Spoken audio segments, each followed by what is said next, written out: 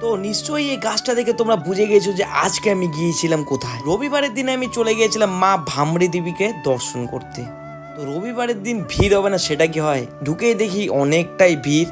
আর মন্দিরের আশেপাশের জায়গাটা কিন্তু অনেকটাই পরিষ্কার, খুবই পরিষ্কার পরিচ্ছন্ন রাখে এই মন্দিরটাকে। ভেতরে ঢোকাও শেষ আর মাকে দর্শন করাও শেষ। মাকে ভক্তি শ্রদ্ধা দিয়ে দর্শন করে চলে এলাম বাবার কাছে ভুল পাপ সব স্বীকার করে বাবাকে ভক্তি দিয়ে শ্রদ্ধা দিয়ে প্রণাম করে চলে গেলাম নিচে, যেখানে মার আরেকটা পা কিন্তু এখানে পড়েছিল, যেটাকে এখনও মূর্তি রূপ দেওয়া হয়েছে।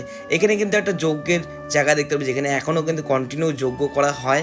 আর পাশে যে এই গাছটা দেখছো, এই গাছটার কিন্তু একটা অনেক ইতিহাস আছে। এই গাছটা কিন্তু দুটো আলাদা আলাদা গাছ উপরে গিয়ে মিলিত হয়েছে। যদি তোমরা এই বিষয়ে জানতে চাও আমি অবশ্যই পরের ভিডিওতে দেওয়ার চেষ্টা করব।